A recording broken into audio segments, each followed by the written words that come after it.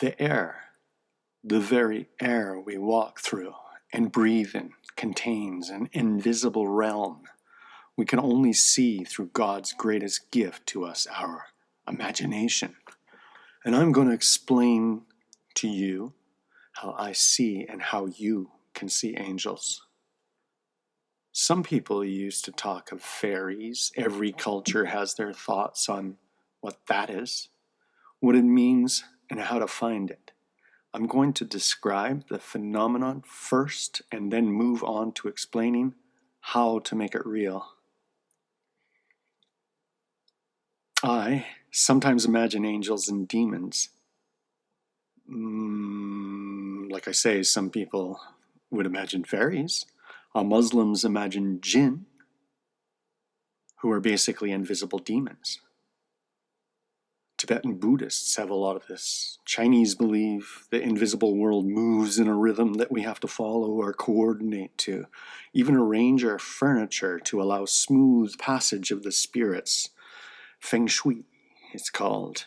These invisible beings are universal images that are either real in outer reality or merely true in our subconscious mind, our imaginations, in such a deep way.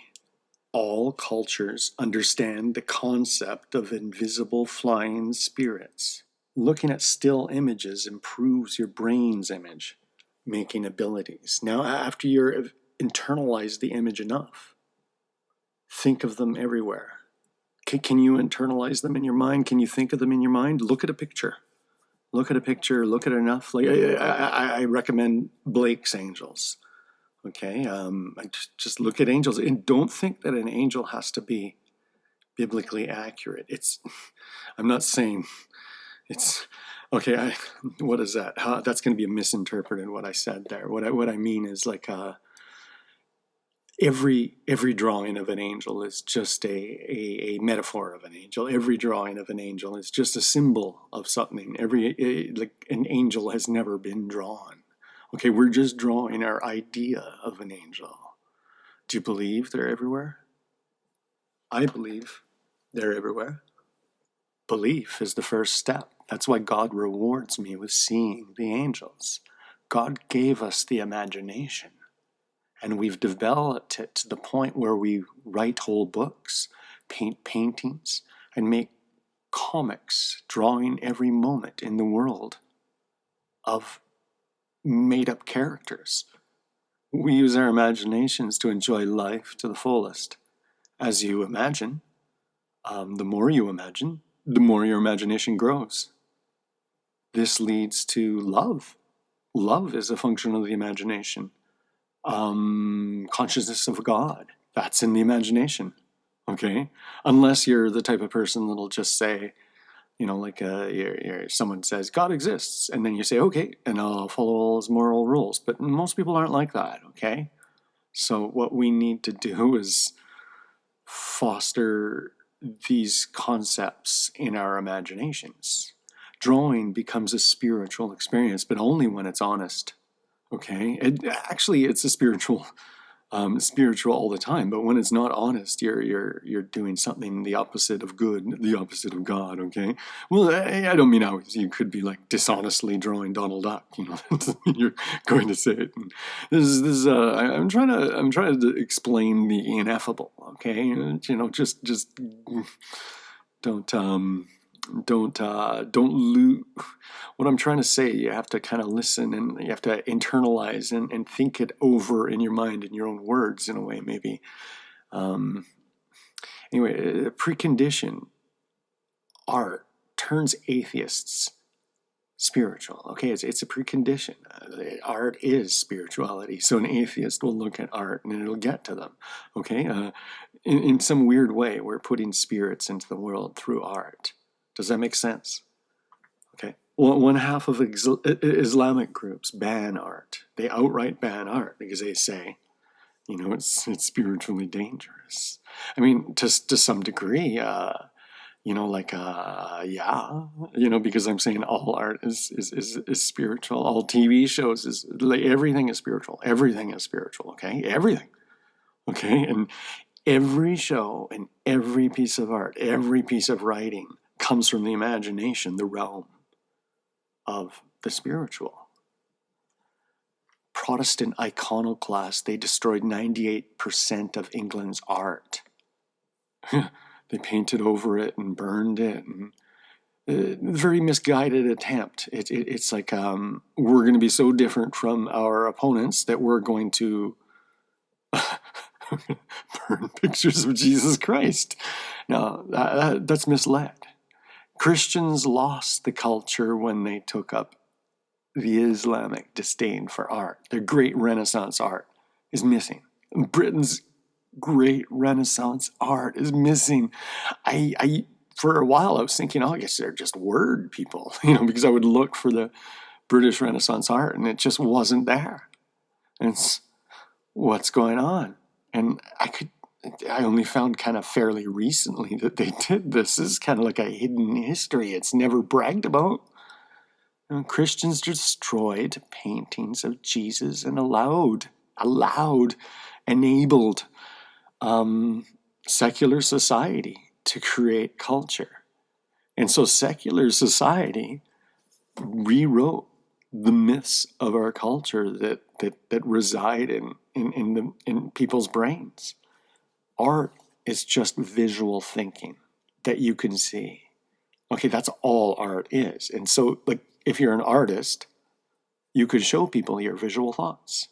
That's all it is. But if you're an artist and you don't draw in your own honest style, you're not showing your visual mind, right?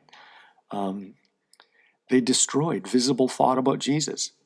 Still images make you imagine. Okay, if you look at a still image and just look at it, that's the true way to look at a painting. You walk around in a gallery and then you pick a painting you like, look at it for a whole hour, burn it into your mind, but people wear little word earphones now, and they put it on and they make art a word experience, and they'll look at the painting and they'll be giving facts about the painting, and then beep, and then you walk over to the next painting. Never do that.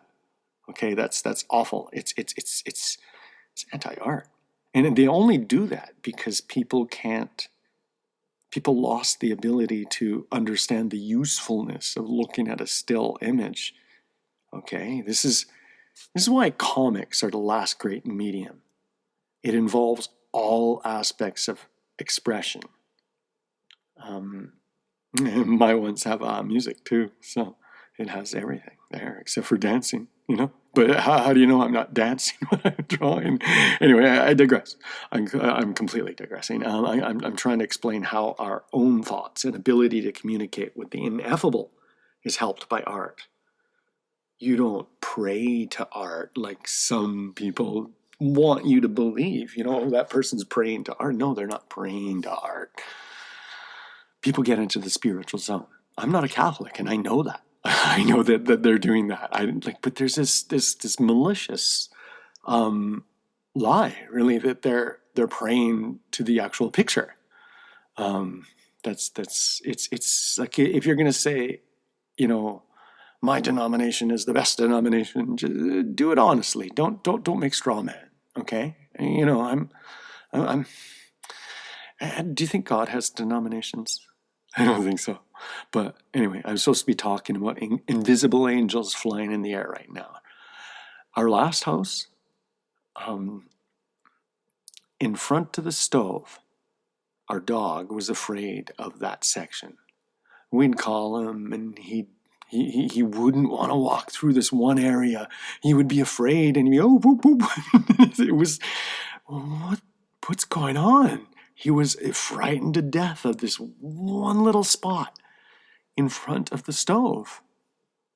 And that's weird. You could drag him over to it and he'd claw and struggle to escape from it. It's often been surmised from people that dogs see an invisible world that we can't. I mean, do they see it? Do they smell it? Do they sense it in some way? We don't know how they do, but our dog was seeing something. it really seemed like there was a ghost or something there, an entity. I don't want to say ghost. I want to say, I don't know what it was. Maybe it was a demonic spirit. Maybe it was like some sort of trace spirit from the people that lived before. And maybe the lady died there. Maybe she had a heart attack right there while she was cooking. I don't know. What was he smelling? Was he smelling pain? Was he smelling a spirit? Our dog was absolutely sure about that one area, and he's not like that about any other area. This is just this odd little area that he just was absolutely sure that there was something there, and yikes, it hurt to be there. People also say not to trust people that dogs don't trust. Well, I don't know if dogs understand any moral dimensions, but our dog really seemed to think that some sort of invisible monster was right there in front of the oven. I started looking at that area, my wife too, as haunted. It seemed objectively proven that something invisible is scary. So you don't have to believe me, but I bet many dog owners have had this exact same experience, not in front of their stove, but somewhere else. It's something that dogs do. I kind of, my dog isn't crazy, and I don't think he's like a spiritual dude. All I'm trying to establish is that there's an invisible world. Modern thinking tells you this is superstition, okay? Superstition. But it isn't at all. Superstition is based on simple rules. Okay, the ghost only our dog felt was an objective thing happening. The subjective part is the feeling the area was haunted. We can't truly interpret it. And I can't say I saw it. Maybe I really should have just drawn the oven and used the drawing and the art technique to see the invisible world. I kind of feel that I missed a chance there. But if a dog is afraid of a spirit, maybe I shouldn't draw it. Maybe I shouldn't try to see an invisible world that scares a dog. This subjective feeling is really important because it's a spiritual door. Once belief is established, it means other beliefs might have some validity. Once you're open to the invisible world, you, like I said, just look at the art of William Blake. He's not the only one. I don't mean just look at William Blake. I mean, just look at the art of William Blake and look at it and look at it and burn those images into your mind. I just like his angels a lot. I just have like a love of his art. And so I say William Blake, but there's plenty of artists that have drawn angels. I would stay away from the modern ones, Anyway, it's easy to find like William Blake's Flying Angels. One of my favorites is like it's not, he does a totally different style, but like these long lines of angels. Anyway, you have to see his art to know what I mean. I can't explain it. His art's really beautiful, but also a little primitive. And in that primitivism is the honesty. This primitive aspect allows the viewer to visualize it with attention. Perfect images lack. I imagined angels flying when I thought maybe it's angels when I felt the warm wind when you imagine and see reality stop. What you imagine. It seems like maybe the imagination is just picking up something real like a radar because a car stopped to let the invisible angels fly by, or in my case, a baby reach up like he sees the angels. My kids would do that as babies. And then this is like babies. Babies can be like dogs in that way. My kids would do that as babies too. Often it seemed just exactly like I drew. I remember a drawing of my wife holding my son, and there were clouds and baby angels he was looking at. I drew that a couple decades ago, and I'll scan the image maybe I'll use it for the thumbnail. Because he was always doing that. He was seeing these things that were there, and he'd smile and wave at them, and what the heck? Anyway, I'll remind you right now, too, that I'm the only YouTuber. I'm the only I'm the only person on the internet in the world spending hours painting thumbnails. My thumbnails are paintings, are real paintings made by hand. And I don't know, tell me if anybody else does that, if you can. I find somebody else to do it. It's just like it's a lost art. This is the lost art of like editorial illustration. Okay. Anyway, that image is something that happened many times. Actually, we'd always joke about that. You know, the invisible world that babies see. Okay, maybe not all babies. I don't know how many people have babies that do that. Maybe, you know, like maybe the imagination spiritual center is strong in our genetics. I don't know. I'm thinking everybody can access this, everybody. And all you have to do is embrace your imagination. You don't have to be a great artist, because that's the whole thing. Art is only the ability to depict what's in your own mind. Okay, so you don't have to be an artist. Okay, what I'm saying is like appreciate still art. Moving art won't do this. Moving art won't do this to your imagination. Okay, moving art, it has to be something still. Just like in real life, you don't look at moving things. You look at something still, and you'll like anyway. That image is something that happened so many times. We'd always wonder, and then when the dog thing happened, there's like, well, this connects, and dogs their minds are so foreign, but babies are foreign too. Their minds are as foreign as an octopus's mind in some way.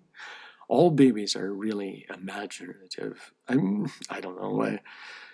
Like I say, is it just my genetics? I don't know.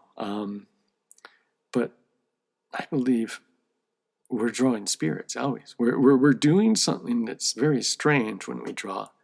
If we can't tell the difference between the truly spiritual and our imaginative whimsy, like, can we? What does that mean in terms of communicating with God? I think we shouldn't trust our imaginations, but sometimes you just get a strong feeling it, and it's right. I've had dreams that solved problems. Like, for instance, once I dreamed a dog was wearing glasses, and then he was walking around. What's that dog doing? And I noticed he was wearing my son's glasses, and there was a lens that was missing in his glasses, and so I yelled at the dog, and he ran away and drove away in a Jeep. The next day, we were at a mall, a huge mall. It was like one of the biggest malls in the country. It was huge. We realized after hours at the mall buying things and trying things on that our babies' glasses, expensive glasses, were missing. The lens. There was a lens missing. Okay. And he's a baby. He's in his stroller the whole day. Okay. And as soon as it happened, my wife kind of despaired. Like, there's no way we're going to find it in this gigantic mall. But I went, aha. And I was immediately confident that my dream told me where in this huge mall that this lens was.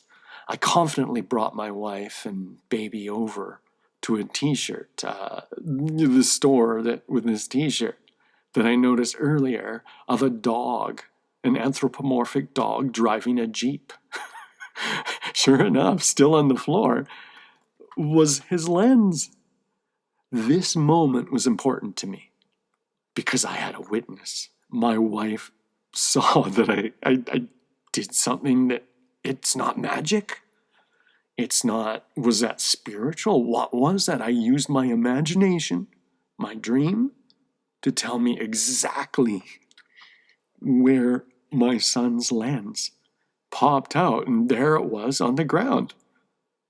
All other times that this sort of thing happened, I could never prove it because I never had a witness like in that kind of situation. But I mean, that was wild. It surprised me because when a sort of a miracle happens or something just really bizarre happens, you kind of stop believing it even happened. You kind of normalize it and say, I probably just like let my imagination go wild there. But no, it really, really happened. Okay. I have a theory that drawing and imagining a lot causes this sort of thing. You know, it's like I'm not like this super holy man. You know, I'm not saying I am. I'm just saying that I worked on a muscle that allows me to see it. Okay, look at all the religions that you don't believe in. All the religions you don't believe in, except for the one you do believe in. Or if you don't believe in any, that's fine too. Whatever. Now, the ones you don't believe in, to you, they're just works of the imagination, right?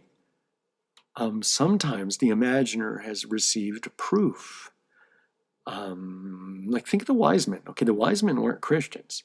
They saw that Jesus was born. They saw it. Okay, so other religions do. They're not all just pure whimsy. They also grab things too. Okay, I'm not saying they're equal. I'm just saying the three wise men were another religion, and all other religious texts, they say something. Okay, the method is to imagine all day, all the time. Be creative. Not creative. Creative is the wrong thing to say in a way. It's be imaginative. Okay, be imaginative. Don't have to be creative, but I mean it helps. Like draw something. Draw like a kid, whatever. Like as long as you're relaying your imagination down, it's like how the skill you relay it down is irrelevant. Okay, keep imagining. Reading books is fine. Reading books builds up your imagination like a muscle man builds their muscles. Comics do it too because you have to move the images in your mind and they're all still, okay? Not movies or anything moving because you're not imagining, you're just watching. Like it's like sit down on a chair and watch the rest of your family move around and talk with each other. That's exactly the same thing as a movie. You know, as far as your brain goes, you're not imagining your family in front of you. It's the same thing with the movie. It's all played out for you. There's no imagination necessary. Anyway, this is only if you want a mystical experience. I'm trying to tell you how to have a mystical experience. The thing is, imagination and spiritual experiences are hard to distinguish apart from each other. So the idea is to imagine, and it'll eventually seems like it comes from you. And one day something will happen so that you know, just like the dog story that I just told you about, or my angel song. You know, I saw angels. Okay, but this can be dangerous. You know, it doesn't mean it leads you to God. You could artists will often be protected by God or Satan. Like it's spiritual, so you could go anywhere, right? You direct it though. That's the thing. I know fully satanic artists. I like a lot. Yeah. I was defriended by a satanic artist friend for my own demon art. I did demon art, but it was demon art on the side of good, and he was disgusted. He does demons. He always does demons, but he's kind of on the side of the demons, I guess. He says he wipes his. My demon art is Christian, like medieval art in a way. He just paints demons, but he's like. Okay, he said that his comment to me was that he wipes his beep on the Bible, and you know, okay, and you know, like if I say anything like that, it's like that's his comments, and I don't like I just like to understand people and see them, and if someone's like satanic, like you don't know, like 2 years from now he's like he's not, you know, like you don't know. You don't know anyone. If you judge them, then you don't know. You don't know the rest of the story, right? Okay. So I imagine angels sometimes. But let me tell you, I was like, like at an arm's length friend. Okay, I'm not like my wife thinks he was creepy, and I saw it too. So I imagine angels. Okay, I imagine angels, and if it pops in my head, are there really angels right there? If I'm imagining angels in front of me, are there really angels, or is this whimsy? Well, maybe I'd be drawing something else, like my dream that told me where my son's glasses are. I know that's not whimsy. So I know the imagination is not whimsy. I have other stories too, but yeah, I'll tell them in the future. The imagination is spiritual. Okay, how would my dream know my baby was missing a lens for his glasses? Modern psychology doesn't understand this. In fact, modern psychology would just say my wife and me are just lying, or that there's some kind of subconscious thing that happened but no, this is predictive. That was predictive. They couldn't explain it. They couldn't explain it. I don't think many humans get to or want to imagine a dream as much as I do, because I don't mean I'm privileged, but I'm lucky. I'm lucky I can do it. I'm not rich. I'm definitely not, but I'm driven. So what I'm talking about, it may be universal, something that we all can do, okay? Because and I'm not sure what you have to do. Do you have to read a lot? Do you have to write a lot? Do you have to draw a lot? I'm not sure. I didn't set out to to do this. It's just an accidental byproduct. Knowing what I say about the imagination, do you understand what I mean? That drawing is spiritual? Languages are all false. Does that make sense? I mean, Italian, every language is a different personality. So it's like their languages have it, like they smash the objectivity. They confuse on purpose, okay? But drawing, as long as it's drawing real life, it has soul. If I draw someone with a soul, I have a soul. And if I draw the person with a soul, my art has, I don't mean my art has a soul that's apart from me and the person, but it's touched by both of our souls, okay? Our world is very left brain, square, button down, language, science, engineering, math. I love you all. I'm not insulting any, it's their great qualities, but they don't access the door to God. This is where the heart is. The imagination is the heart. It's where our imagination of God is. I don't want this to scare anyone. God doesn't require mystical experiences. The mystical experiences, it's like he blesses you if you don't need a mystical experience, okay? I didn't ask for mystical experiences. I think they come as a result, like I said, of being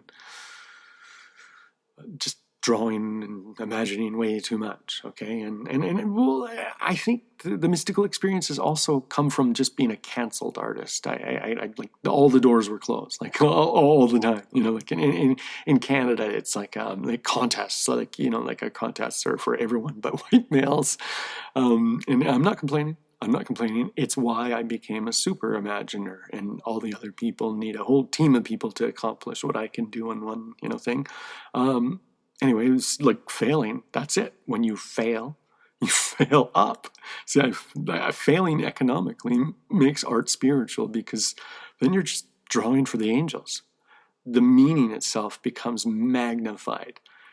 So that all has been my explanation. Yes, I do see angels, but I think the baby saw it all clearer than I did.